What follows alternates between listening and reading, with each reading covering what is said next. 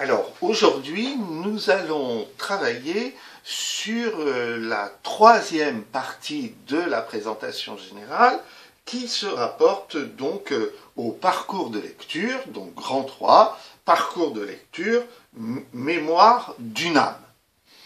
Mais pour travailler, il va falloir que vous changiez la position de votre cahier, de façon à avoir une page blanche prise horizontalement, disons avec la marge placée en haut de la feuille, et vous allez, comme moi, réaliser deux patates dans lesquelles vous allez mettre d'un côté mémoire et de l'autre côté d'une âme, donc selon le modèle que vous avez sous les yeux.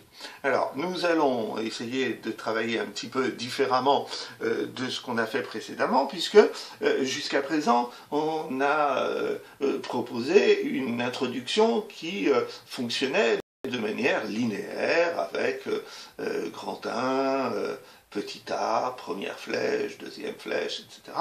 Et là, cette fois-ci, peut-être que cela conviendra mieux pour réviser les connaissances sur Victor Hugo. Nous allons essayer d'élaborer ce que vous avez sans doute fait dans d'autres disciplines, c'est-à-dire d'élaborer une sorte de carte mentale qui permettra de mémoriser les éléments essentiels se rapportant à mémoire d'une âme. Donc nous partons de deux groupes, mémoire d'une âme.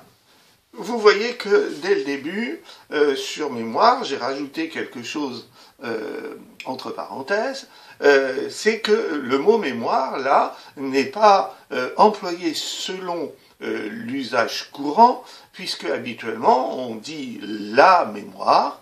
Or, le mot mémoire, tel qu'il est utilisé dans l'expression de Victor Hugo, dans sa préface, est un mot masculin pluriel. Donc, par exemple, nous pourrions dire les nouveaux mémoires. Nouveau, E-A-U-X, mémoire. Donc, il s'agit bien d'un mot masculin pluriel. Comment se définit-il ce mot? Eh bien, il se définit à travers deux ingrédients. Le premier ingrédient, qu'on va représenter selon une première patate, c'est un récit autobiographique, donc fondé sur la mémoire. Donc, la mémoire, c'est une forme d'autobiographie, et donc l'auteur se rappelle des éléments de sa propre vie. Mais il faut bien que ça se distingue de l'autobiographie, il y a un élément supplémentaire qui contribue à la définition des mémoires au masculin pluriel, et ce deuxième élément, nous allons le représenter à travers une deuxième patate, qui est donc le témoignage d'un moment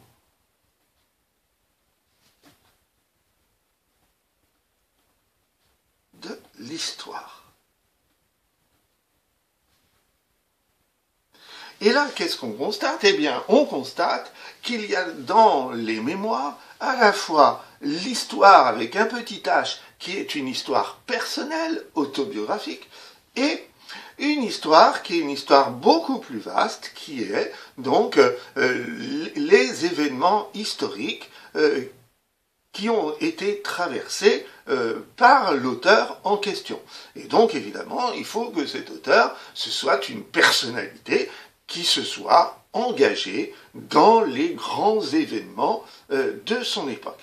Alors, vous voyez que à partir de ce moment-là, eh bien, il y a un mot qui relie ces deux éléments qui constituent les mémoires, eh bien, c'est le temps.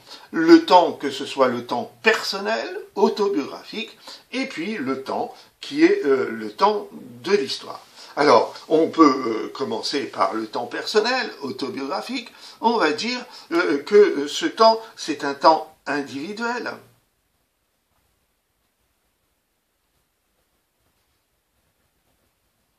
Et donc, lorsque Victor Hugo s'exprime dans ses mémoires avec le je, eh bien, évidemment, il présente ses actions personnelles,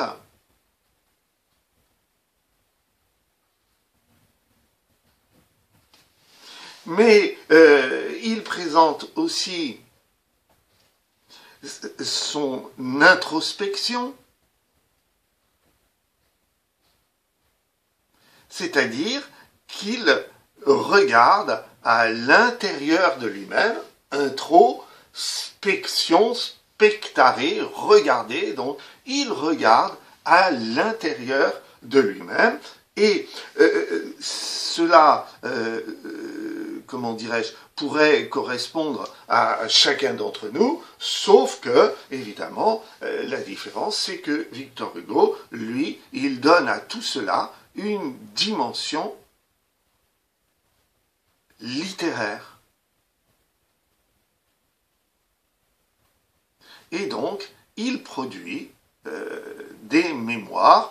Il ne se contente pas de vivre la vie d'un individu, mais il la raconte avec un style littéraire.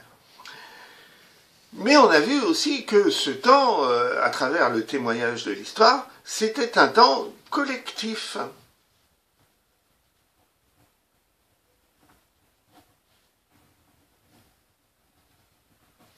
C'est le temps de son époque, du XIXe siècle, que va traverser Victor Hugo. Et lorsque il traverse ce temps, eh bien, il étudie la société,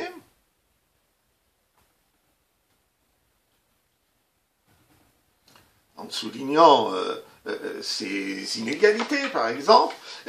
Il étudie la politique.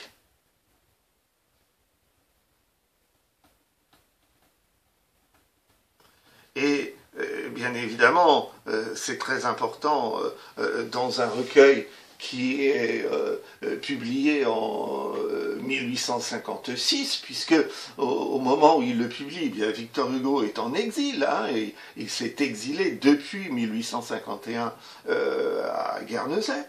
Et puis, il observe effectivement les faits historiques,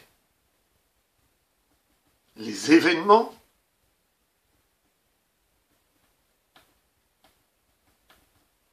qui vont devenir des événements de l'histoire.